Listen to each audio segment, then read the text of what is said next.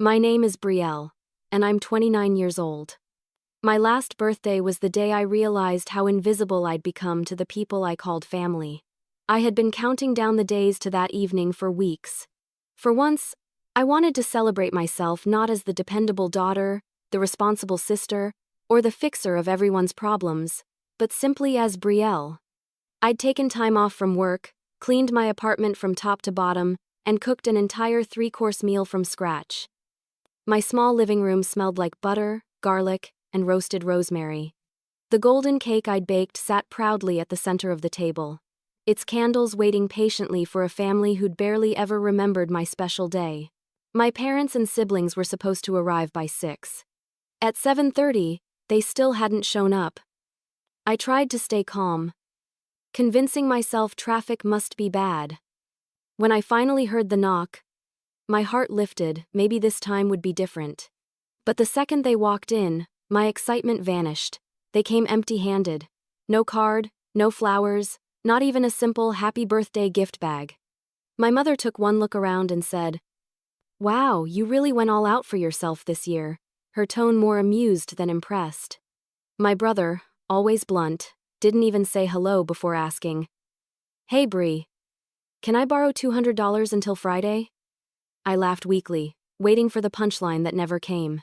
As they sat down, my sister complained about her job, my father talked about how stressed he was with bills, and my mother criticized the decor, said the candles were too much, like I was trying too hard. I kept smiling, trying to steer the conversation toward me just once. "So," I began softly, "I've been thinking about expanding my business." But my brother interrupted before I could finish. "Oh right, your little event thing. Hey, maybe you could plan Mom's retirement party for free?" It was like that the entire evening. They talked, ate, and used the occasion as an excuse to vent their frustrations and make new requests. No one asked how I felt, what I wanted, or how I'd been doing. I poured wine for everyone, refilled plates, and kept my fake smile intact even though it hurt to swallow. When it was time for dessert, I lit the candles myself. My mother clapped politely. My father checked his phone. My brother mumbled something about being tired. I made a wish anyway, not for success or love, but for acknowledgement. I wished they would just see me. As the night ended, my sister picked up her bag and said, "Hey, can you drive me home? My car's almost out of gas." I stared at her for a moment, too stunned to reply. She noticed my hesitation and frowned. "What's wrong? You always give me a ride." I nodded automatically. "Because that's what I always did," I said. "Yes, even when it hurt." As I drove her home, she scrolled through her phone, barely looking up. I dropped her off, wished her good night, and waited for a thanks. It never came. By the time I returned to my apartment, the candles had burned down to wax puddles. The dishes were cold, the leftover cake untouched. I stood there in silence, surrounded by the remnants of a party that was never really mine. I'd tried so hard to make it perfect, to make them happy, that I'd forgotten I was supposed to be the one celebrated. I cleaned everything slowly, stacking plates in the sink, wrapping the untouched food, and wiping down the table.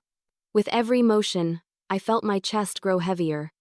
The laughter that had filled the room earlier now echoed in my head, hollow and cruel. I sat down on the couch, staring at the flickering lights of the city through my window. My throat ached, and my eyes stung with tears I didn't want to admit were falling. I told myself it wasn't about the gifts, that maybe I was overreacting, but the truth was deeper. It wasn't the absence of presence that hurt. It was the absence of thought. The absence of care. The absence of me in their eyes. I'd always been the one who remembered birthdays, who sent gifts, who called when someone was sick. I'd paid my brother's rent once without telling anyone. I'd helped my parents with their mortgage when they fell behind. I'd canceled vacations to babysit my sister's kids. I'd given endlessly and expected nothing in return but love. But that night, it became painfully clear that even love had become one-sided. They didn't come because they cared about celebrating with me. They came because it was convenient, because it meant free food, warmth, and maybe another favor to ask.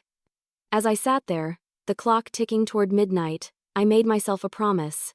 It wasn't loud or dramatic, It was quiet, almost too quiet to notice, but it was the most important promise I'd ever made. I promised that this would be the last time I let them treat me like this. My phone buzzed on the table. A text from my brother flashed on the screen. "Hey, don't forget about that $200. Need it by tomorrow morning." I stared at the message for a long time. Then, for the first time in years, I didn't respond. I turned off my phone, blew out the last candle, and whispered to the empty room, "Happy birthday, Brielle." That's when it hit me they hadn't come to celebrate me at all. They'd come because they needed something from me. It wasn't just that birthday. It was every single year before it too. The morning after my birthday, I woke up with swollen eyes and a hollow feeling that refused to fade. The sunlight streamed through the blinds, but even that warmth couldn't chase away the ache sitting in my chest. I made coffee out of habit, not because I wanted it. The smell filled my kitchen, rich, bitter, grounding, but my mind wasn't there. It was somewhere between memory and realization, somewhere between all the times I had given and how little I'd ever received in return. As I sipped my coffee, I thought back to my 25th birthday. That year, no one had even called. I remember standing in the bakery, buying myself a small cake because I refused to let the day go unmarked. I ate it alone in my apartment, pretending I didn't care. My mother had texted me the next day, not to apologize for forgetting, but to ask if I could help with her credit card payment. I said yes without hesitation, like I always did. That pattern had followed me all my life. My parents struggled financially, so when I landed my first real job at 23, they saw me as their miracle. I paid off their utility bills, helped with groceries, even gave my dad money to fix his car. It felt good at first, like I was finally contributing, finally being the dependable daughter they could rely on. But slowly, it stopped feeling like love and started feeling like obligation. Then came my brother Chase. He was always the dreamer, chasing business ideas that never lasted longer than a few months. Every time one failed, he'd come to me. "You're doing well, Brie," he'd say, smiling as if complimenting. Me erased the fact that he was asking for another $500. My sister, Lena, was no different. 2 kids, a part-time job, and a tendency to see my help as her safety net. "You're single and doing great," she'd remind me whenever I hesitated. "You can afford to help." And I always did. Somewhere along the way, I became the dependable one, the glue that held the family together financially and emotionally. But being the glue also meant being stretched, pulled, and sometimes completely unseen. Even when I started my event planning business, they treated it like a hobby. "That's cute," my mother had said the first time she saw my logo. When I landed my first major client, she didn't congratulate me. She asked if I could get a discount on catering for her friend's anniversary. It stung, but I brushed it off. I told myself that family love wasn't about praise, it was about being there for each other. But being there for them had turned into being used by them. I couldn't remember the last time any of them had been there for me. When I got sick, no one visited. When I cried over a failed relationship, my mother told me to focus on work. When I mentioned I was tired or stressed, my brother would joke, You're the strong one. You'll be fine." That phrase became my curse, "You'll be fine." As if my emotions were less valid because I was capable. As if my strength meant I didn't deserve care. I started to realize that love, in my family, was transactional. It wasn't about connection or compassion, it was about what you could offer. The more you gave, the more you were loved. The moment you stopped giving, that love vanished. That birthday dinner had just been the latest proof of it.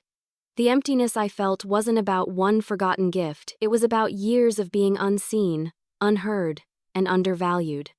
I thought about all the birthdays, holidays, and random days in between when I'd made sure everyone else felt special. And what had I gotten in return? Silence. Expectation. Guilt. I opened my old notebook, the one I used for journaling when things got too heavy. On one page, I started listing everything I had done for them, every payment, every favor, every sacrifice.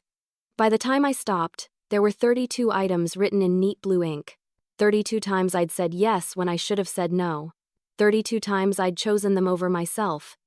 As I looked at the list, something inside me began to shift. For years, I had worn my generosity like a badge of honor, believing it made me good, loving, and loyal. But as I read through the list, I realized something painful. I wasn't giving out of love anymore. I was giving out of fear. Fear that saying no would make them stop loving me. Fear that without their approval, I'd be alone. I closed the notebook, my hands trembling slightly. The truth was heavy but liberating. I didn't want to live like that anymore. I didn't want to keep earning love like a salary that never paid enough. I thought back to that moment at the table when they were laughing and talking over me, when no one even noticed I hadn't eaten. That was the moment I'd felt truly invisible. And invisibility was something I couldn't bear anymore. For so long, I'd convinced myself that being selfless made me strong, but that night had proven the opposite. It had made me invisible.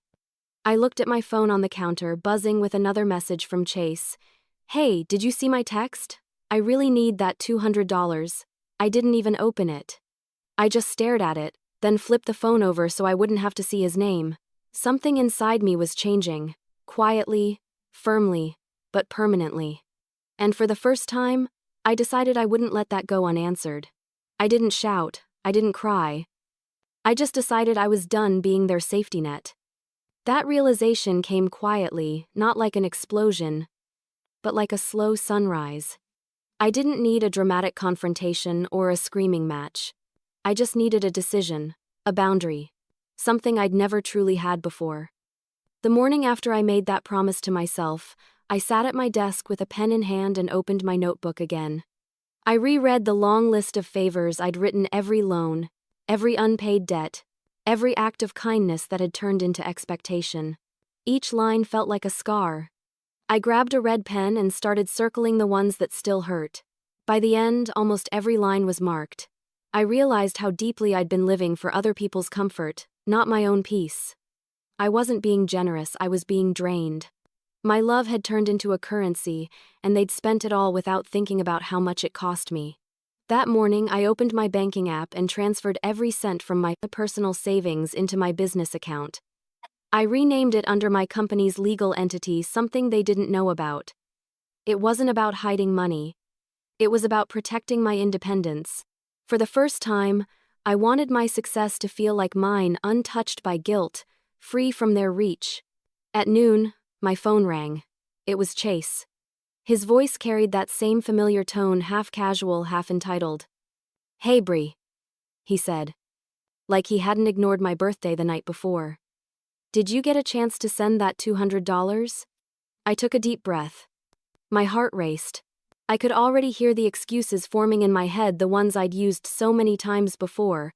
"I'll send it later," or "I'm just waiting for my payment to clear." But this time, the words that came out were different.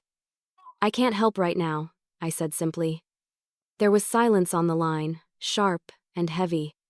Then, his voice turned cold. "Can't or won't?" "Both." He hung up. No goodbye, no thank you, just a click. For a while I sat there, the sound of the dial tones still echoing in my ears. My hands were shaking, but not from regret, from adrenaline. I had said no. Just one word. But it felt like I'd taken back a piece of myself I didn't even realize I'd lost. A few hours later, my mother called. I knew Chase must have told her. Her tone was soft at first, the kind she used when she wanted something.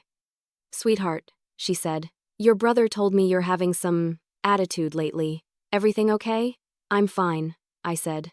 "Good," she continued. "He said you refused to help him." I told him that can't be right, you've always been our responsible one. I hesitated, then answered, "It's right, I'm not lending money anymore." Her sigh was loud enough to make my stomach twist. "Brielle, you're being selfish. He's your brother. Family helps each other." "I've helped," I said quietly, "for years. Ever helps me." There was a pause, then her voice hardened. "You're starting to sound ungrateful. Don't forget where you came from." That sentence, "don't forget where you came from," had always been her way of keeping me small. But this time, it didn't sting the same way. I didn't reply. I just said, "I have to go," and hung up. After that call, guilt hit me like a wave. It always did. I'd spent so many years associating peace with permission as if saying no meant I was betraying them. I spent that night tossing and turning, replaying every conversation in my head, wondering if I'd gone too far. But every time doubt crept in, I thought of that birthday of sitting in my own home, surrounded by people who couldn't even bring me a card. The next morning, I woke up with a strange calmness. It wasn't happiness, exactly more like stillness, the kind of quiet that comes after a storm. I made breakfast for myself, sat down, and for the first time in a long while, I ate slowly. I didn't check my phone. I didn't scroll through messages. I didn't feel the weight of anyone's needs hanging over me. It was strange how peaceful independence could feel and how terrifying at the same time. Because part of me knew they wouldn't let it end here. When I didn't answer my mother's follow-up calls, she began texting instead. First, she tried guilt. Then, she switched to manipulation. "We're disappointed in you. Money has changed you. You've become cold." I read them all in silence, then deleted every message. I wasn't cold, I was healing. That evening, as the sun dipped below the skyline, I went out for a walk, something I hadn't done in months. I passed a little park where kids were laughing and playing tag. A part of me envied how simple their world was, no obligations, no guilt, no constant need to prove their worth. I found a bench, sat down, and let the cool air fill my lungs. For the first time in years, I didn't feel like I owed anyone anything. As I watched the sky fade from orange to purple, I realized something powerful: the world hadn't fallen apart just because I'd said no. My family hadn't collapsed. The guilt hadn't destroyed me. In fact, I felt lighter, stronger, more like me. But somewhere deep down, a quiet voice warned me. People who rely on you for their comfort don't easily forgive when you stop giving. And I knew they wouldn't accept this new version of me quietly. It didn't take long for the storm to start. It began with silence. For a few days, my phone didn't ring. No calls, no messages. For a brief moment, I thought maybe my family had accepted my decision, that maybe, for once, they respected my boundary. I remember feeling an odd mix of relief and unease. It was too quiet, and quiet had never been normal in my family. Then, the text started. First from Lena, my sister. "Hey Bree, Mom says you're acting different. You okay?" I stared at the message for a long time. Acting different. The irony made me almost laugh. Acting different meant I'd finally stopped being their doormat. I typed, "I'm fine.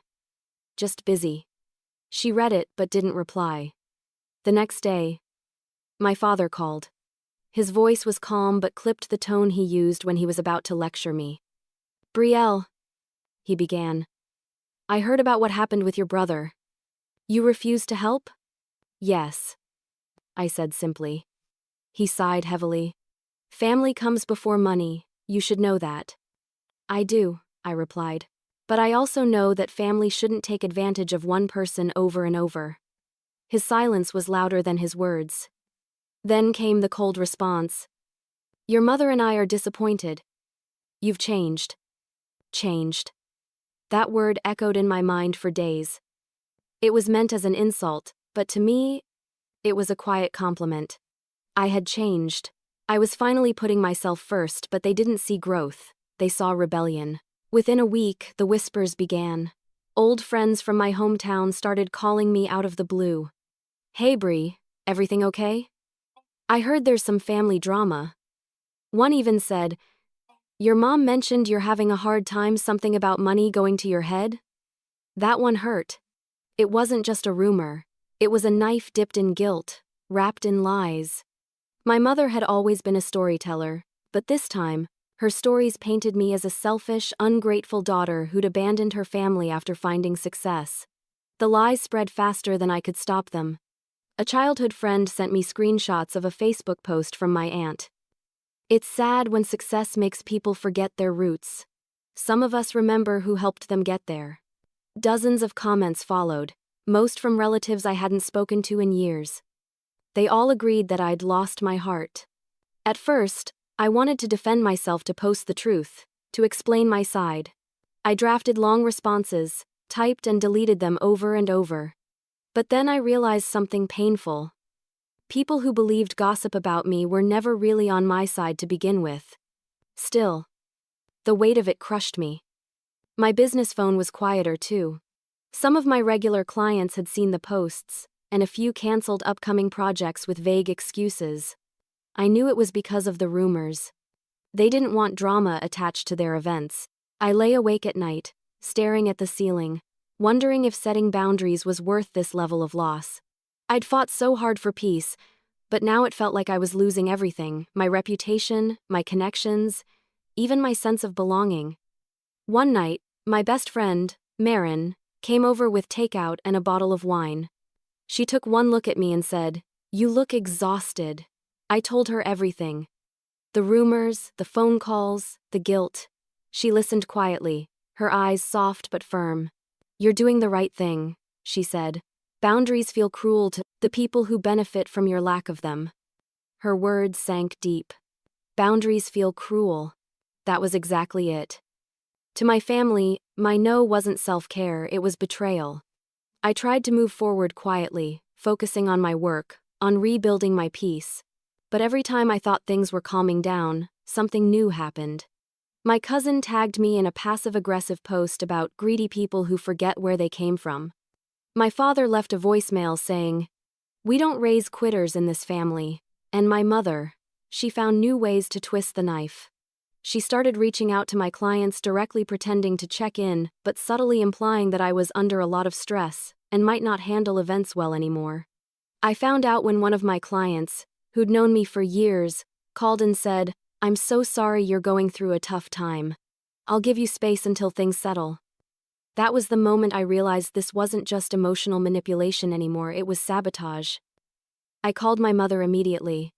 She answered on the second ring, her tone sweet and innocent. "Brielle, honey, how are you? Why are you calling my clients?" I asked, my voice trembling with fury.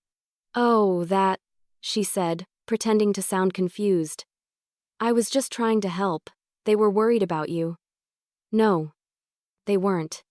You made them worry about me." There was a pause, and then her voice hardened. "You need to stop blaming everyone else. You've turned your back on your family. And now you're angry because there are consequences." I couldn't believe what I was hearing. "Consequences?" I whispered. "Yes," she said sharply. "Family is supposed to take care of each other. You can't just decide to stop." I ended the call. My hands were shaking so badly that I dropped my phone. For a few seconds, I just stood there, feeling my chest tighten. I'd never felt that level of betrayal, not even when they forgot my birthdays or dismissed my achievements. This was deliberate. Calculated. For the next few days, I tried to hold myself together. I kept my head down, focused on my work, and avoided social media entirely. Every notification made my stomach twist. I was learning, painfully, that when you stop being useful to people, they often rewrite the story so they can still be the victim. And my family? They were writing my story for the world to see, one where I was the villain. Still, I told myself I'd stand firm. I'd worked too hard to build myself up to let their manipulation tear me down again. But that illusion of control shattered the following week when I got another call, this time from my father. His voice was shaking. "Brielle," he said. "We're in trouble. The house, we're about to lose it. We need your help." And that's when the storm turned into a full-blown hurricane. My parents needed me to bail them out again. It was always an emergency with them, but this one sounded worse. When my father called, his voice carried that particular tone, desperate but rehearsed. The kind of voice that knew how to make me feel responsible. I'd heard it before, dozens of times over the years. But this time, something was different. There was panic in it. Genuine fear. "Brielle," he said, his breathing uneven. "Your mother and we're in a bind. The house, they're threatening foreclosure again." For a moment, my heart clenched out of habit. Despite everything, that word foreclosure sent a chill down my spine. "What happened?"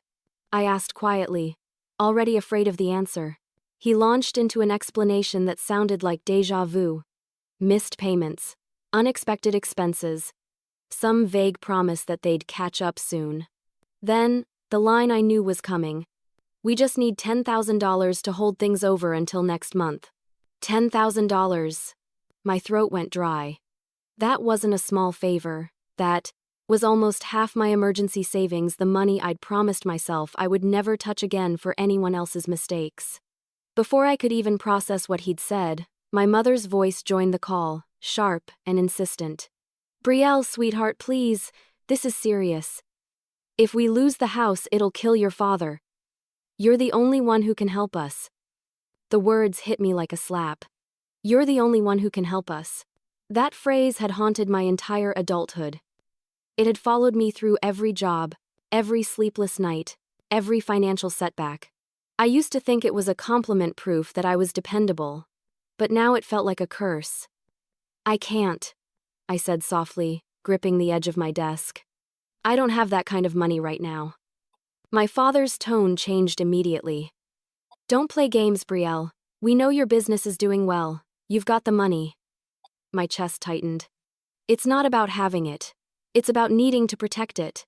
I can't keep fixing the same problem." Silence.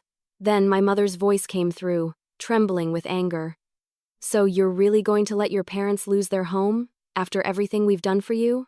I almost laughed, not out of humor but disbelief. "Everything you've done for me?" I repeated. "You mean raising me, feeding me? That's called parenting, not an investment with interest." Her gasp was sharp and theatrical. "How dare you speak to me like that?" That was it, the breaking point. The guilt, the manipulation, the twisting of truth. It all poured out of me like a dam finally cracking. "You've asked me for help every time you've been in trouble, and I've always said yes. I paid off your bills, your debts, your repairs. I covered Chase's tuition. I even canceled vacations to help you. But none of that mattered, did it? Because the second I say no, I'm suddenly selfish?" Neither of them spoke. I could hear faint breathing, that thick silence that meant my words had landed, but pride wouldn't let them admit it.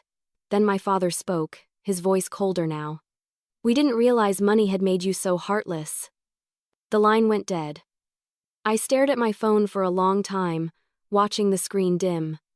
I knew what would come next, the guilt campaign, the messages, the relatives calling, the emotional warfare disguised as family concern. And I was right. Within an hour, Lena texted, "Mom's crying. How could you do this to them?" Then Chase messaged, "They're about to lose everything. Is money really more important to you than family?" The guilt came in waves, relentless and choking. I sat on my couch, hugging my knees, fighting the familiar voice in my head that whispered, "Just help them one more time." But I knew where that road led. I'd walked it too many times before. Every one more time had only dug me deeper into resentment. I tried to distract myself with work, but my thoughts kept circling back to them. What if they really lost the house? What if something happened to my dad? What if I was wrong to say no? But every what if was followed by another memory of the times they'd lied about their financial troubles, only to splurge on unnecessary luxuries weeks later. I remembered the time they'd begged for help with medical bills, and then posted pictures from a resort in Florida days later. It wasn't that I didn't love them, I did. That was the hardest part. I loved them, but I didn't trust them anymore. Later that night, I opened my messages again. My mother had sent one final text. "I hope you can live with yourself when we're homeless." My hands shook, but not from sadness, from anger. For a few minutes, I could hear nothing but my own heartbeat. I tried to breathe, to calm myself, to stop the shaking. This was the test, the moment I'd known would come ever since I decided to stop being their safety net. I had expected pushback, but I hadn't expected this level of cruelty.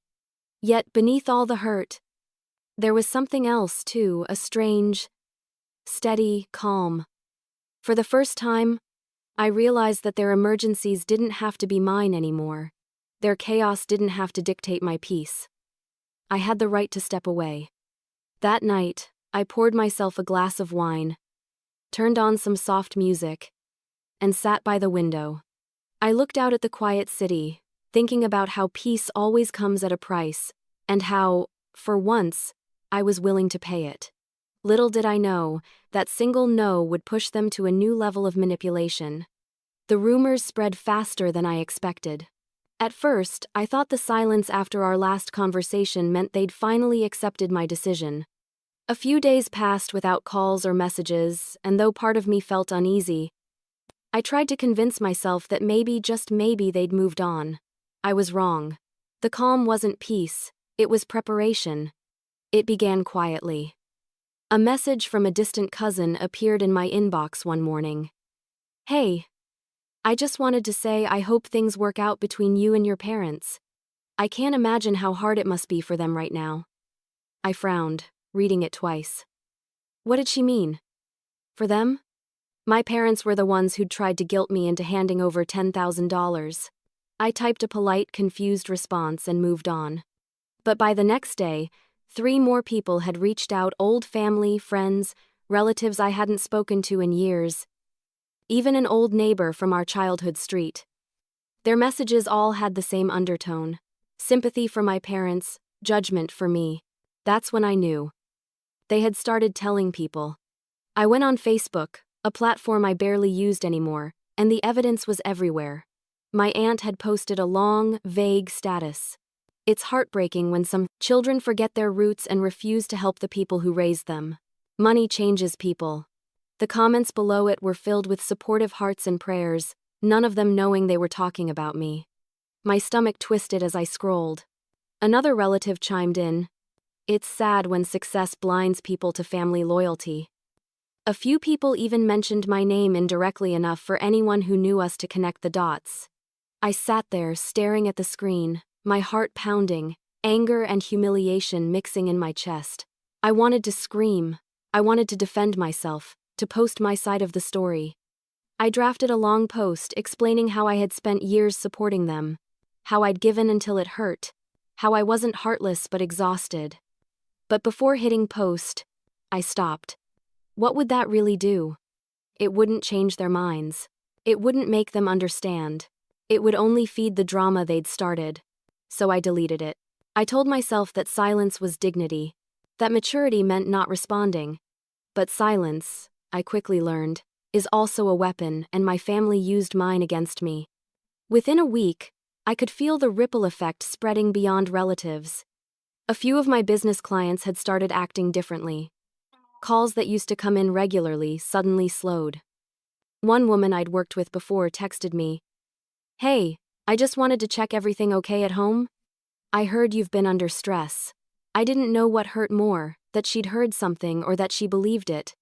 When I asked gently where she'd heard it, she hesitated before admitting, "Your mom reached out about an event we're planning. She mentioned you've been having personal issues." My hands went cold. I thanked her, hung up, and sat there staring into nothing. My mother had reached out to my clients. I couldn't believe it. It wasn't enough that she'd attacked my character with family, she had to ruin my career too. The next few days were a blur of anger and disbelief. I kept imagining her on the phone. That soft, pitying tone she used when she wanted sympathy. Poor Brielle. She's just been so overwhelmed lately. I could practically hear it. She knew exactly what she was doing. I called her. I don't even remember dialing. My voice shook with controlled rage when she picked up. "Why are you calling my clients, Mom?" There was a pause, then the sound of her pretending to be shocked. "What? I wasn't calling them about you, honey. I was just helping." "Helping?" I snapped. "You're spreading lies. You're making me look unstable. You're ruining my reputation." Her tone turned sharp. "You've done that yourself by turning your back on family. People deserve to know what kind of person you've become." My hands clenched so tightly my nails dug into my palms. "You think this is helping you? You're destroying everything I've built." She didn't even flinch. "Maybe if you'd helped us, none of this would be happening." That sentence broke something inside me. It wasn't even guilt anymore, it was realization. They didn't care about my career, my peace, or my happiness. They cared about control. About making sure I never felt free enough to stop serving them. I hung up, my breath shaking, and immediately blocked her number. Then I blocked my father's, Chase, Lena, every one of them. The silence that followed felt strange, raw, painful, but freeing. For the first time in my life, their voices couldn't reach me.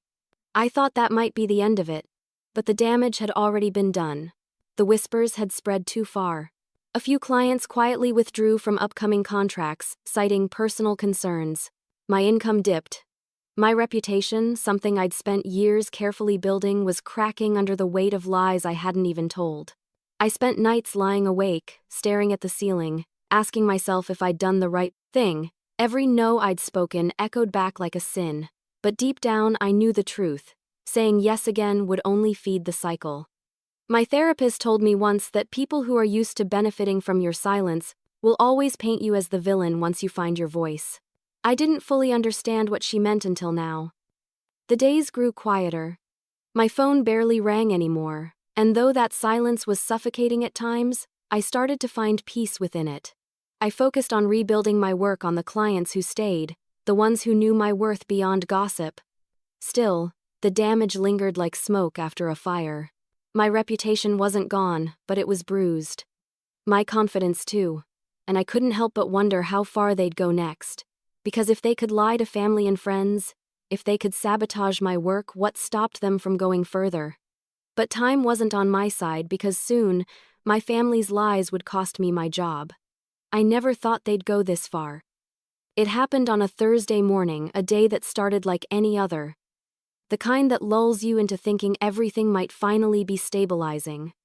I woke up early, made coffee, and sat at my desk, reviewing notes for a big client presentation.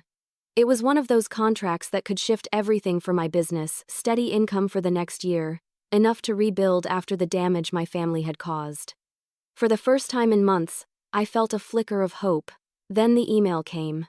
The subject line read, "Contract termination notice." I froze. My stomach dropped before I even opened it. My fingers trembled as I clicked. The message was short and painfully formal, thanking me for my previous services, but stating that due to concerns raised about professionalism and conduct, they were discontinuing the agreement effective immediately.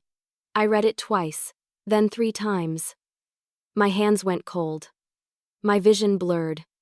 Professionalism and conduct? What did that even mean? I immediately called the client, a woman named Dana, who had always been kind and direct with me. She didn't pick up, so I sent an email, then another, asking for clarification. Hours later, she finally replied, "Brielle, I'm sorry. I don't want to get involved in personal matters, but we received several messages and screenshots that raised red flags. I hope things work out for you, truly." My heart pounded. I didn't even need to ask who they were from. I scrolled down, and there they were attached to the email. Screenshots of messages from my mother and Lena. They had written to my client pretending to be concerned family members, warning her that I was emotionally unstable and financially irresponsible. They'd even fabricated messages that looked like I'd talked badly about the clients online. I felt the air leave my lungs. I couldn't breathe. My family, my own blood had cost me my biggest contract. Not just money, not just reputation, but trust. I sat there for hours, staring at the screen. I couldn't even cry. My whole body felt numb, like my mind had shut down just to protect itself. When the tears finally came, they didn't stop. I cried until my throat burned. I cried for the betrayal, for the lost years of loyalty, for every time I'd said yes when I should have said no. I cried for the version of me that had believed love was supposed to hurt. That night, I couldn't sleep. My mind replayed every word they'd ever said, every guilt trip, every manipulation disguised as affection. I realized they hadn't just used me for money. They'd used me for control. And when I took that control back, they decided to destroy me. By morning, I looked in the mirror and barely recognized myself. My eyes were red and swollen, my face pale. I whispered to my reflection, "Why? Why would they do this?" But deep down, I already knew the answer. They couldn't stand the idea of me living without them. My independence wasn't a threat to their survival, it was a threat to their power. I picked up my phone, scrolling through old messages from them, from before everything had fallen apart. My father telling me I was his greatest blessing. My mother calling me her rock. My sister thanking me for saving her so many times. Every word now felt poisoned. Anger surged through me like a fire I couldn't contain. I wanted to call them to scream, to ask how they could justify destroying my livelihood. But I didn't. I knew how it would go. They'd deny everything. They'd twist it until I doubted my own truth. So instead, I did something different. I blocked every number I hadn't already. Then I deleted their contacts completely, no backups, no just in case. Gone. For the first time in my life, I cut them off completely. The silence afterward was deafening. No calls, no texts, no emails. Just me and the echo of everything they'd done. I thought the quiet would hurt, and it did, at first. The absence of noise made room for memories I didn't want to revisit. But eventually, something else began to grow in that silence. Peace.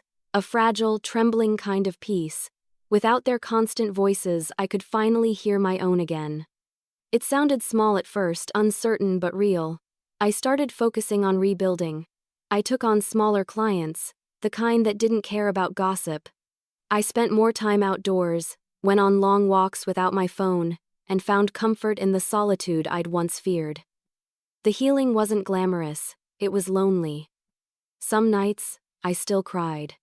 Some days, I still wondered if I'd made a mistake, but every time I looked at my empty call log, I reminded myself, peace doesn't mean the absence of pain, it means the absence of chaos.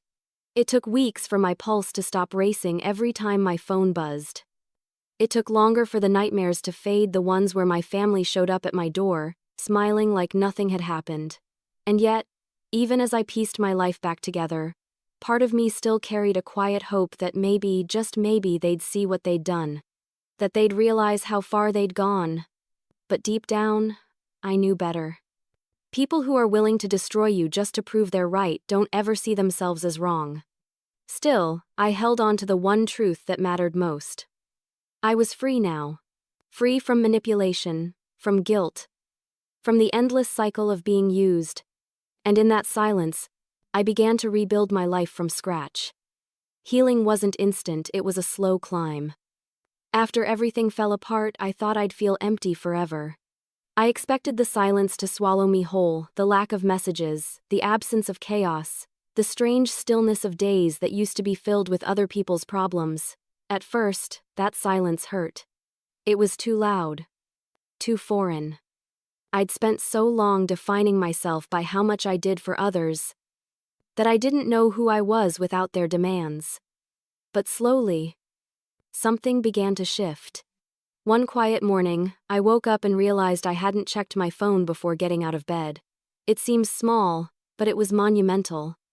My first thought wasn't about who needed me, it was about how I felt. I made coffee, sat by the window, and just breathed. For the first time in years, I didn't feel the weight of obligation pressing against my chest. That morning became the start of something new, a routine that was mine alone. I began journaling every day, writing letters I would never send. Letters to my parents, to my siblings, even to the version of myself who used to bend until she broke. I wrote until my hand cramped, pouring out years of hurt I'd never said aloud. Some letters were angry, filled with words I'd never dare to speak. Others were sad apologies to myself for letting things go on so long. But writing them made me feel lighter, like I was setting down pieces of luggage I'd been carrying my whole life. When I wasn't writing, I walked. Long, slow walks with no destination, just movement. I'd put on music, sometimes nothing at all, and listen to the rhythm of my own footsteps.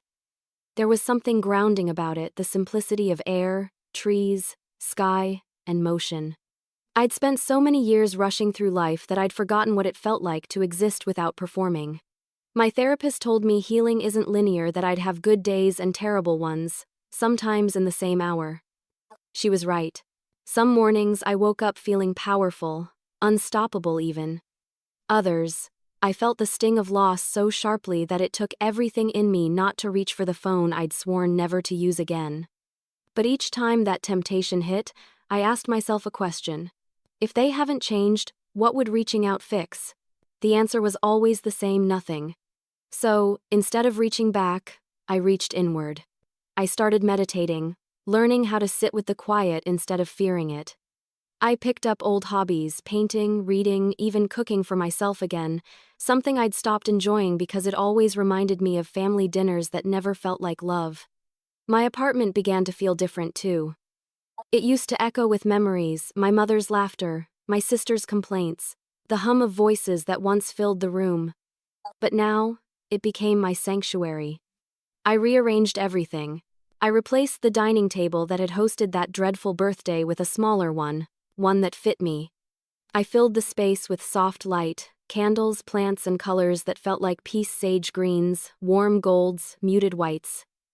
Each change was symbolic, a quiet reclaiming of my space, my life, myself. As the weeks turned to months, I began to notice how my body felt different too. The constant tension in my shoulders eased. My sleep became deeper. I laughed again, genuinely laughed, not the polite, forced sound I used to make to fill silence during family gatherings. I started saying yes to new experiences. I joined a local book club, met new people who didn't know my history, and who liked me for who I was, not for what I could give them. It was terrifying at first, letting people in again. But these new friendships came without strings attached. No one expected anything from me but honesty and presence. Sometimes, when I'd share bits of my story, people would look at me with sympathy or disbelief. "I can't imagine your own family doing that," they'd say. And I'd smile softly, replying, "Neither could I." Because truly, I never thought blood could be so cruel. But I also learned that blood isn't what defines family love does. Respect does. My business began to heal too. Slowly, steadily. Word spread among my loyal clients that the rumors had been lies. A few even sent messages apologizing for believing what they'd heard. I didn't hold it against them. Life had taught me that people often believe the loudest voice in the room, and for years, my family's voice had been deafening.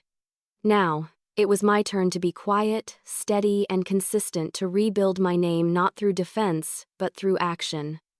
And little by little, it worked. My client list grew again, this time with people who valued integrity over gossip. Still, birthdays were hard. Every time the date crept closer, a part of me tightened. The memories of that last one, the empty table, the hollow smiles, the realization that I meant nothing to them lingered like an old scar.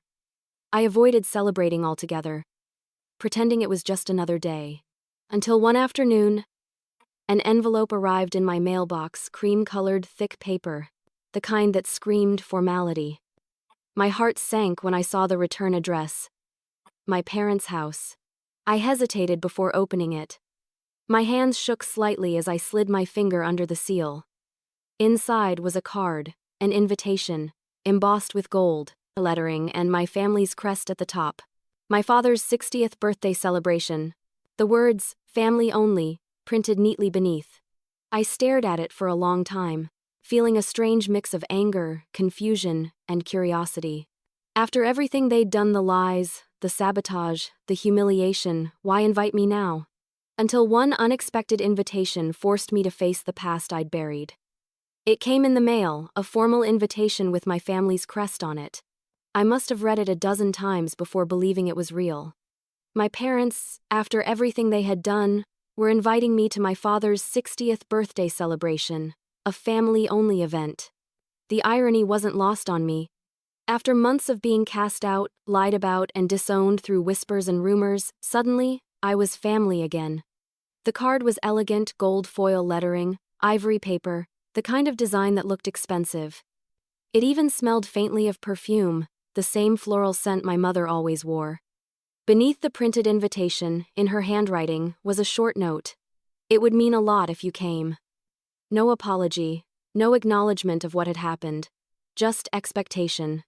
I placed it on the counter and walked away, pretending I didn't care. But the truth was, I couldn't stop thinking about it.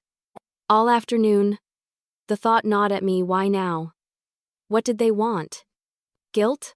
Forgiveness? Another opportunity to twist the narrative? By evening, I found myself pacing around my living room, staring at the card like it was a loaded weapon. I called my friend Marin and read the note aloud to her. She sighed on the other end of the line. Brielle, they don't want reconciliation. They want control. You know that. I do, I said softly. But a part of me still wants closure. Closure, she repeated, her voice heavy with knowing. Be careful. Closure isn't always what you think it is. That night, I couldn't sleep. I kept picturing my father's face, the same face that had turned cold when I said no, the same mouth that had accused me of being heartless. And yet, beneath the anger, there was still something else, a small, aching part of me that missed having a family. Missed belonging somewhere, even if that belonging had always come with pain. After 2 days of overthinking, I made my decision. I would go, not for them, for myself. I wanted to walk into that house, face the people who'd tried to destroy me, and show them that I wasn't broken. That I'd survived them. On the day of the party, I stood in front of my closet longer than I should have. I wanted to look strong, not flashy, not vengeful, just composed. I settled on a simple navy dress, one that fit me perfectly and made me feel grounded. As I looked in the mirror, I whispered to my reflection. You're not going there to seek love. You're going there to end a chapter. The drive to my parents' house felt surreal. I hadn't been there in over a year. As I turned onto the familiar street, memories hit me: the summer barbecues, the laughter that used to feel genuine, the nights I'd stayed over after long arguments because I couldn't stand disappointing them. But when I pulled into the driveway, the nostalgia turned to nausea. Their house looked almost the same: neat lawn, fresh paint, but it didn't feel like home anymore. Cars lined the driveway. Laughter spilled out from the open front door. I took a deep breath, straightened my shoulders, and stepped inside. The moment I crossed the threshold, all eyes turned toward me. Conversations paused. Forks hovered midair. For a second, it felt like I'd stepped onto a stage. My mother was the first to move. She walked toward me with a smile so rehearsed it almost fooled me. Brielle, you came. She hugged me lightly, her perfume instantly overwhelming. Hi, Mom, I said, my voice steady but distant. My father stood across the room, surrounded by guests, his expression unreadable. When our eyes met, his lips curled into what could barely be called a smile. My siblings lingered near the buffet table, whispering behind half-hidden hands. The room was filled with familiar faces: aunts, uncles, cousins, many of whom had shared or liked those Facebook posts that painted me as selfish. Some looked at me with surprise, others with discomfort, a few with quiet pity. My mother guided me to a seat near the edge of the room, her hand tight on my arm. You look lovely, she said. I'm so glad you decided to come. It means a lot to your father. Does it? I asked quietly. She didn't answer. Instead, she gave a strained smile and walked away to greet other guests. As the evening went on, I sat in silence, sipping water, watching the performance unfold. My parents laughed, toasted, and posed for pictures as if nothing had ever happened. My siblings avoided my gaze completely. At one point, Lena passed by me and muttered under her breath, "You've got some nerve showing up here." I didn't reply. I just stared at her until she walked away. Then came the speeches. My mother went first, thanking everyone for coming and talking about the importance of family. The hypocrisy was almost unbearable. I clenched my jaw, fighting the urge to walk out. Finally, it was my father's turn. He stood in front of the crowd, holding his champagne glass, and began his speech. At first, it was the usual gratitude, memories, jokes. But then his tone shifted. Family, he said, glancing directly at me, is about loyalty, about standing by each other even when it's inconvenient. Some people forget that. They let pride and money come between blood.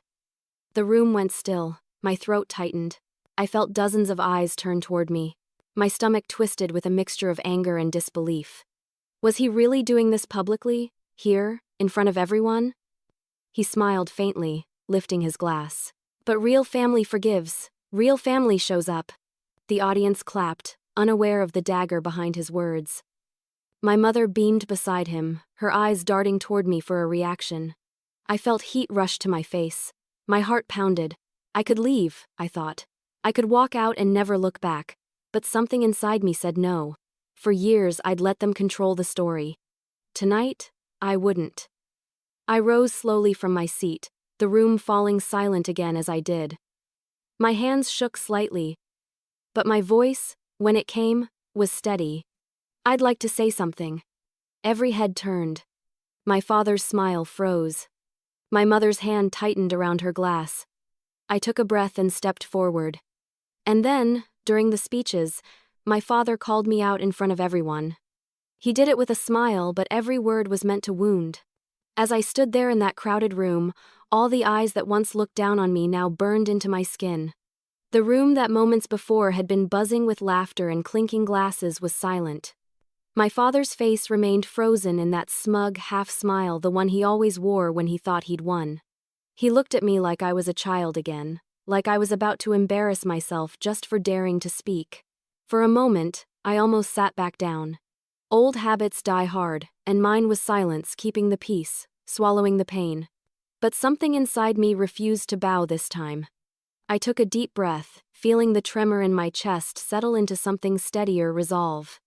"Dad," I began, my voice cutting through the quiet. "You said family means standing by each other even when it's inconvenient." He nodded slowly, the faintest hint of arrogance behind his expression. "That's right. Then tell me," I said softly. "When did it become inconvenient to love me without conditions?" A murmur rippled through the crowd. My mother stiffened beside him, clutching her champagne flute. My siblings stared at the floor, pretending not to exist. My father's smile faltered. "Brielle, this isn't the time."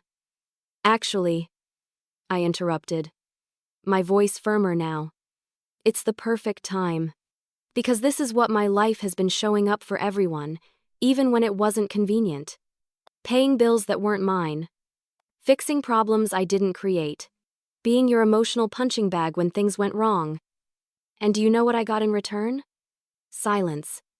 Someone in the crowd gasped quietly. The words poured out of me before I could stop them. I'd carried them for years, and now, finally, they had somewhere to go. "I've given everything I have to this family," I continued, my throat tightening. "And when I finally said no, just once, you all turned against me. You called me selfish. You spread lies about me. You even ruined my work because you couldn't stand the idea that I stopped being your safety net." My father's face turned red. "That's enough," he snapped, his voice sharp, commanding. "No," I said quietly but firmly. "It's not enough. Not until I finish." The crowd was utterly still. The only sound was the faint hum of the ceiling fan above us. I turned toward the guests, most of them staring with uncomfortable curiosity. You all heard their version of the story, the one where I'm the ungrateful daughter who abandoned her family. But let me tell you the truth, I didn't walk away because of money. I walked away because I finally realized that love shouldn't hurt this much. My mother's lip quivered. "Brielle, please." I shook my head. "No, Mom. Please what? Pretend everything's fine? Smile for the guests while you tear me apart behind my back?" She looked away, her eyes glistening. For the first time, I saw a flicker of shame or maybe just fear of exposure. "I'm not here to cause a scene," I said, lowering my tone, though the trembling in my hands betrayed me. "I came because part of me still hoped you'd changed. That maybe, after all the lies, the manipulation, the cruelty, there'd be an apology. But I see now, that's never coming." I took a deep breath. The lump in my throat threatened to choke me, but I pushed through it. "You wanted loyalty," I said, looking at my father again. "But what you really wanted was control. And that's something I'll never give you again." The silence that followed was suffocating. My father's face hardened, his jaw tight. I could feel the weight of everyone's gaze pressing down on me. My knees felt weak, but my spirit for once didn't. I set my glass down on the nearest table and straightened my shoulders. "I wish you all well," I said quietly, my voice almost trembling. but I'm done playing the villain in someone else's story. Then I turned and walked out. I didn't look back. Not when my mother called my name softly. Not when I heard my father's angry whisper ripple through the crowd. Not when my sister hissed, "Unbelievable." As soon as the door shut behind me, the night air hit my face like a wave. I gasped, not from cold, but from relief. The sound of laughter and clinking glasses faded as I walked toward my car, my heels clicking against the driveway. My hands were shaking so badly that I could barely find my keys. But inside, something incredible was happening. I felt free, truly free. The drive home was a blur of tears and deep breaths. I didn't feel triumphant. I didn't feel victorious. I just felt done. Done with the pretending. Done with the guilt. Done with chasing love that had conditions attached. When I finally got home, I kicked off my shoes, collapsed onto the couch, and cried not out of sadness but release. It wasn't pretty or poetic. It was raw and unfiltered. I'd spoken my truth in front of everyone who'd ever believed their lies. I'd taken back my voice, the one they'd silenced for nearly 3 decades. The next morning, my phone was flooded with messages, some from relatives, accusing me of humiliating my parents. Others, surprisingly, from cousins I hadn't spoken to in years, quietly thanking me for saying what they'd always wanted to. "You were brave," one text read. "They've done the same to us." It hit me then, this wasn't just my story, it was a pattern. A legacy of control disguised as family tradition. I had broken it, and that made me the villain in their eyes, but maybe, finally, the hero in mine. I deleted the cruel messages and kept the kind ones. I didn't respond to any of them. I didn't need to. Because that night, when I stood up for myself, something inside me changed permanently. And then, I walked out, not realizing how that moment would change everything. The silence that followed was deafening. When I woke up the next morning, the world outside my window looked calm, the kind of calm that comes right after a storm has torn through everything. But my phone told a different story. It was flooded with notifications, missed calls, voicemails, text messages, social media tags. The chaos had just moved from that party hall into my inbox. The first message was from my sister, Lena. "You made Mom cry. Are you happy now?" The second was from my brother, Chase. "You embarrassed our family in front of everyone. Don't ever contact us again." By the third message, my father's short and seething, I stopped opening them altogether. I didn't need to read the words to know what they'd say. I'd lived that script my whole life. Guilt, anger, blame, repeat. Still, the guilt tried to creep in, as it always did. Even after all the cruelty, a part of me still felt the old instinct to apologize, to explain, to make it right. But then I remembered the look in my father's eyes as he humiliated me in front of those people. I remembered how easy it had been for them to twist my truth. That memory was the antidote to my weakness. I deleted every message without replying. Then I turned my phone off. The peace that followed was fragile but beautiful. For hours, my apartment was completely silent, no buzzing, no vibrating, no endless demands disguised as concern. I curled up on the couch with a blanket, feeling both broken and whole at the same time. That evening, there was a knock at my door.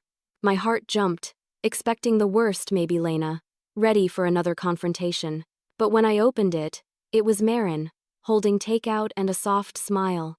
"Figured you might not have eaten," she said, stepping inside without asking. I exhaled a breath I didn't realize I'd been holding. "You heard?" She nodded, setting the food down. "Everyone's talking about it, but honestly, I'm proud of you." I sat across from her, stirring my noodles absent-mindedly. "I didn't mean for it to turn into a scene," I whispered. "I just couldn't stay silent anymore." "That's not a scene," she said gently. "That's truth. Sometimes truth has an audience." Her words hit something deep inside me. For so long, I'd been terrified of what people would think of being the problem child, the one who broke the family's image. But now that the truth was out, I realized something freeing. People would think what they wanted to think anyway. At least now, they'd be reacting to my truth, not my family's version of it. Over the next few days, the fallout spread like ripples in water. Relatives who'd been at the party called, pretending to check in but clearly fishing for gossip. "We just want to make sure you're okay," one aunt said. Her tone dripped with insincerity. "You know how your father is, you should have handled that privately." "I did," I replied calmly. "For 29 years. Then I hung up. A few people surprised me though. My cousin Amy, who had always kept her distance, texted me quietly. "Thank you for saying what everyone's too afraid to. You're not crazy, Brielle. You're brave." That one message made me cry. It was proof that my words hadn't just shattered something, they'd freed something too. My parents didn't reach out directly again. But they didn't need to. Their silence said enough. In their world, I no longer existed. I'd become the daughter who disgraced them, the name they'd avoid mentioning. And oddly, I was okay with that. The hardest part wasn't losing them, it was mourning the idea of who I wished they'd been. I kept thinking about all the moments that could have gone differently if they'd just loved me without expectation. If they'd just seen me for who I was, instead of what I could provide. It was grief, but not for people. For possibilities.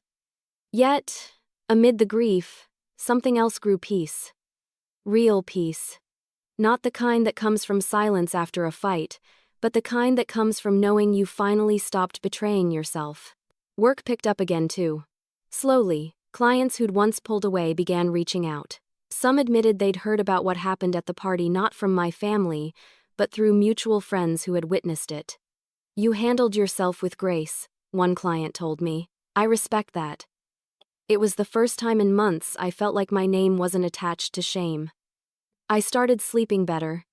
I went to bed without the dread of waking up to a crisis that wasn't mine.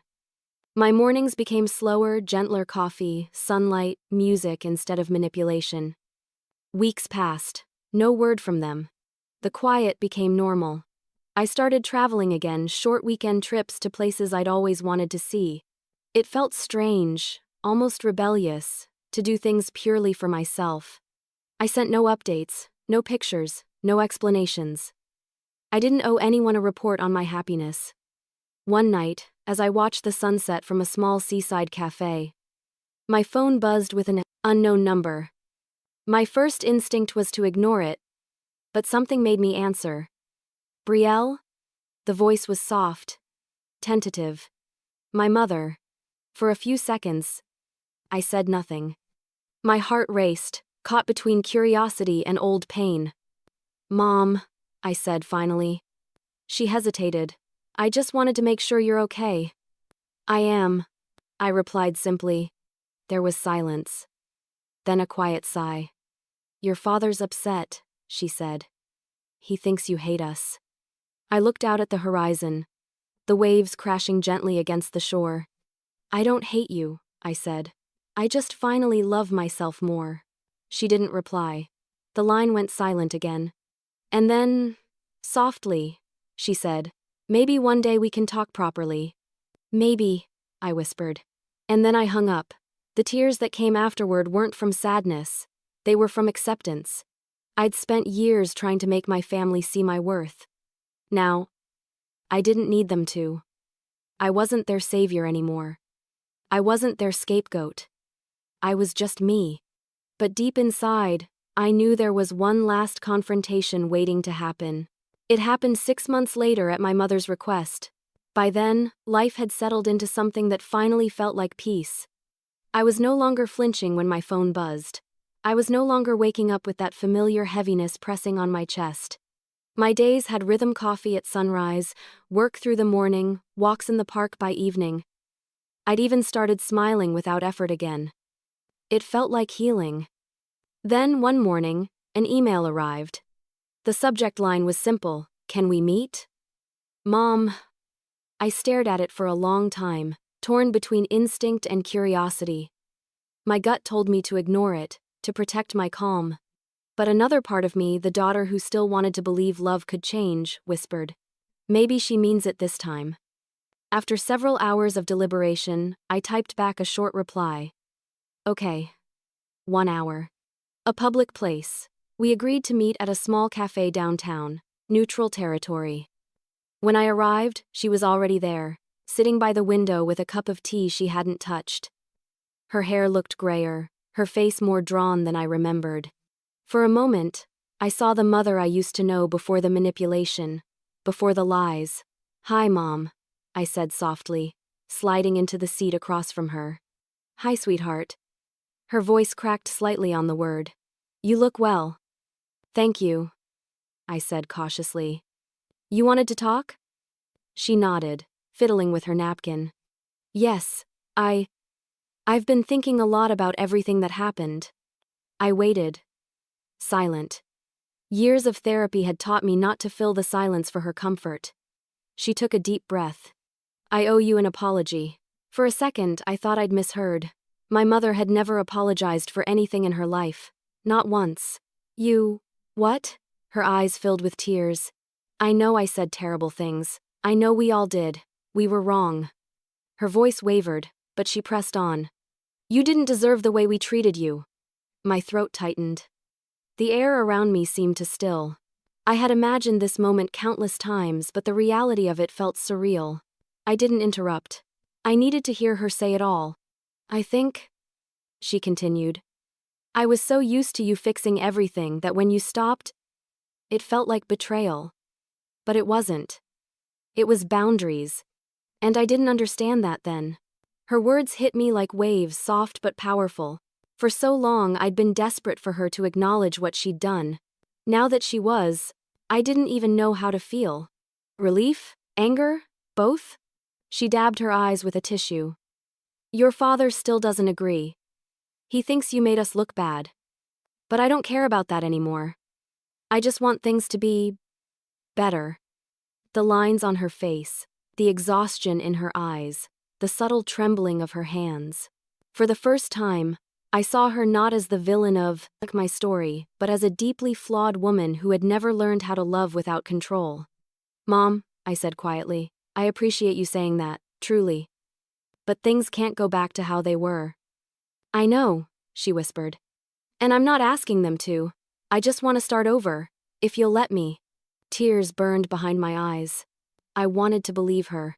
A part of me still longed for a version of her who could love me freely, without guilt or expectation. But I also knew better than to lose myself again. "I can try," I said carefully. "But it has to be slow. Calls once in a while. No talk about money, no guilt, no blame. If we do this, it's on new terms." She nodded immediately, relief washing over her face. "Of course," she said quickly. "I just want you in my life again, Brielle." Hearing my name in her voice brought tears to my eyes. I hadn't realized how much I'd missed it. For a few moments, we just sat there, letting the silence between us turn from heavy to healing. When we stood to leave, she reached for my hand. Her grip was gentle, tentative. "I'm proud of you," she said softly, "even if I didn't act like it." I smiled, a real one this time. "Thank you." We walked out together, the late afternoon sun warm on our faces. At the corner, she turned left, I turned right. As I watched her go, I felt lighter. Not because everything was fixed, but because I finally had closure, real closure. For years, I'd thought forgiveness meant letting someone back in completely. But that day, I learned something different. Forgiveness didn't mean forgetting.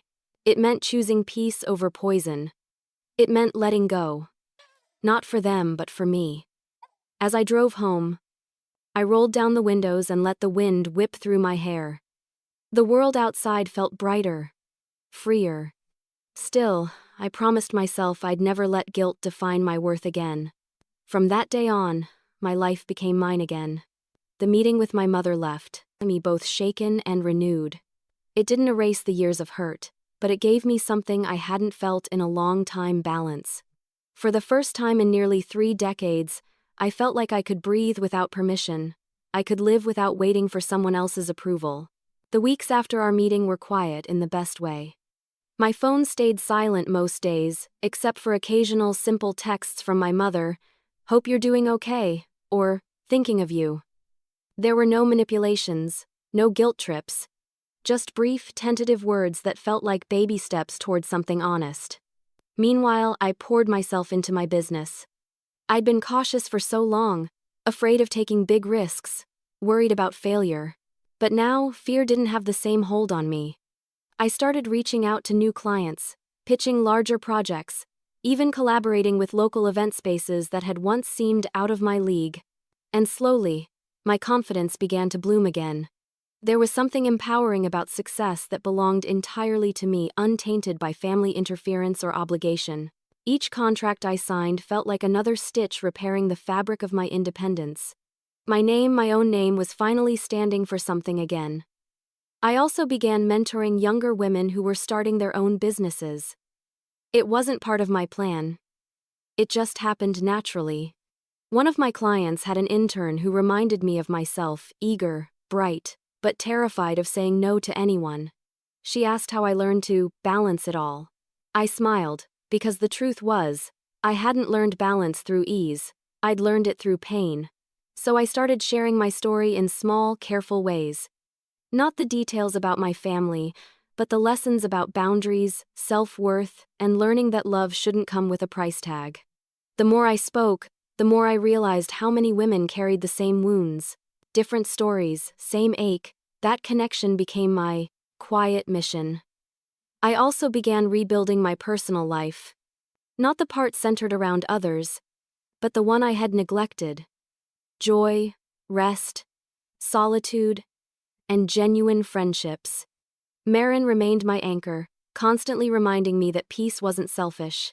Sometimes we'd spend entire Sundays doing nothing but cooking and watching old movies, laughing until my stomach hurt. It felt like family, the kind I'd always wanted. Then came my next birthday. I dreaded it, honestly. The date alone carried too many memories: that empty table, the hollow laughter, the realization that no one truly saw me. I considered pretending it didn't exist again, but Marin had other plans. She showed up that morning with balloons and a cake she'd baked herself. "No excuses this year," she said, grinning. "You deserve to celebrate you." So we did. Just a handful of people, friends who'd stood by me when everything collapsed. We gathered in my small living room, surrounded by candles and soft music. The cake was slightly crooked, the decorations simple, but the love in that room was genuine. As we laughed and talked, I looked around at their faces and felt something I hadn't in years. Belonging. Not the conditional kind. Not the one that demanded I give more than I had. Just real connection, the kind that didn't ask me to shrink or sacrifice. When it came time to blow out the candles, I didn't make a wish for anyone else this time. I wished for peace, consistency, and courage, the courage to keep choosing myself, even when it wasn't easy. Later that night, as I cleaned up, I noticed a small white envelope slipped under my door. No return address. Inside was a simple birthday card. The handwriting was my mother's. The message was short.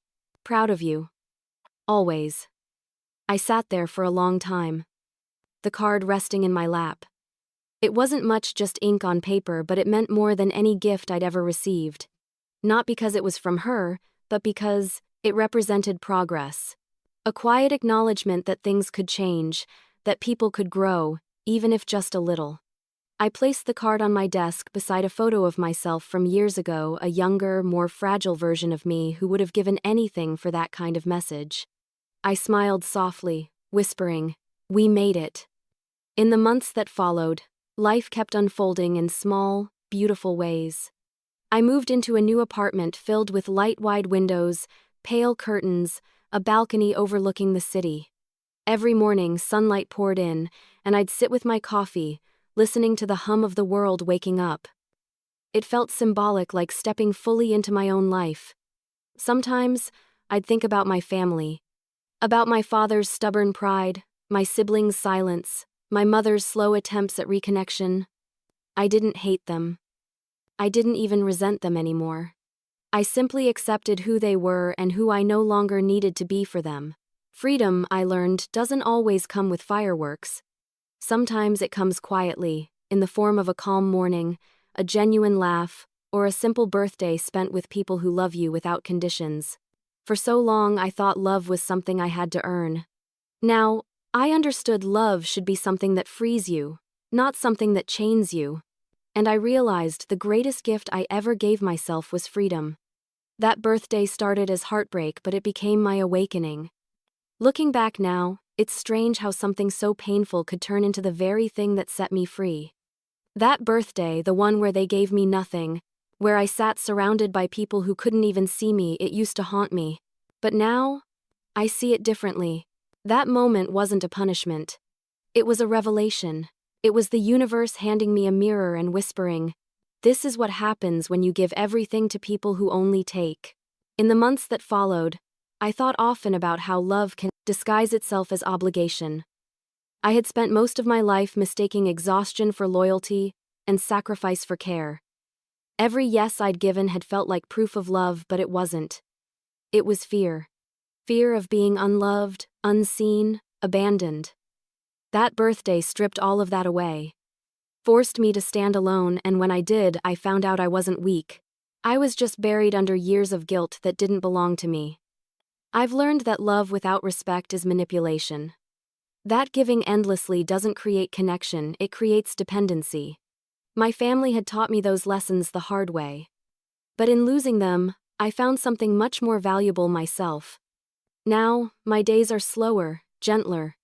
I start every morning with gratitude, not the performative kind, but the quiet kind that sits deep in your chest.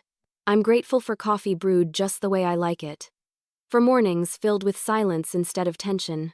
For friends who ask how I'm doing and actually listen when I answer. I've also learned how to celebrate myself without waiting for permission. Every small victory counts now. Signing a new client, sleeping peacefully, saying no without guilt.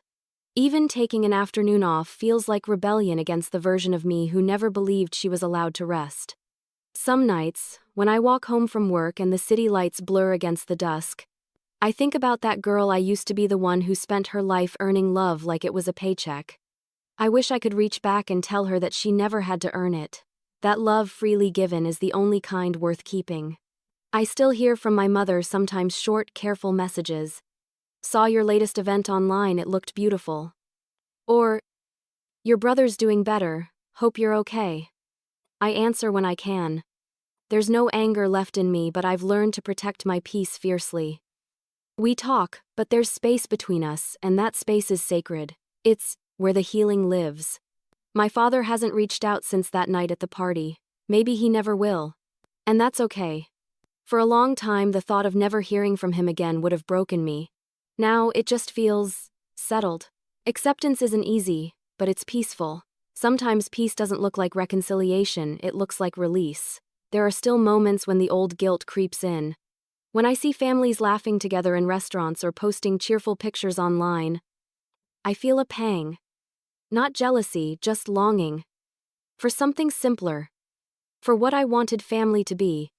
But then I remind myself that I've built my own version of that one, made of people who choose me without strings attached. My circle is small now, but it's real. There's Marin, who knows when I need silence instead of advice. There's Hannah, a client-turned-friend who brings me coffee on bad days. And there's me, the woman I've become. Stronger. Softer. Wiser. If you'd told me years ago that losing my family's approval would give me peace, I would have laughed. I thought love and suffering were twins, that to be a good daughter, I had to carry their pain as my own. But I've learned that real love isn't supposed to suffocate you. It's supposed to see you, to hold you, to let you grow. Sometimes, I revisit that night in my mind, the table I set, the candles I lit, the empty space where affection should have been. But now, when I picture it, I don't feel bitterness. I feel gratitude. Because that was the night I finally saw the truth that I was giving from an empty cup. And when I stopped pouring, I realized how much of me was left to refill. Now, every year when my birthday comes, I keep it simple. No big party, no noise. Just me, maybe a few close friends, a home-cooked meal, and a quiet reflection on how far I've come. I light a single candle, close my eyes, and make the same wish to never forget the strength it took to walk away. I don't wish for forgiveness anymore. I don't wish for understanding. I just wish for courage, the courage to keep choosing myself. Even when it's hard, even when it's lonely. Even when the old ghosts of guilt try to whisper that I owe more than I do. Because I don't owe anyone anything. I've given enough. And now, I give to myself love, peace, respect, and patience. That birthday, the one that used to break me, became the foundation for everything I am now. It taught me that loss can be a gift, that endings can be beginnings, and that sometimes, when people give you nothing, it's because the universe is preparing you to give yourself everything. Because when they gave me nothing, they unknowingly gave me everything: clarity, independence, and freedom.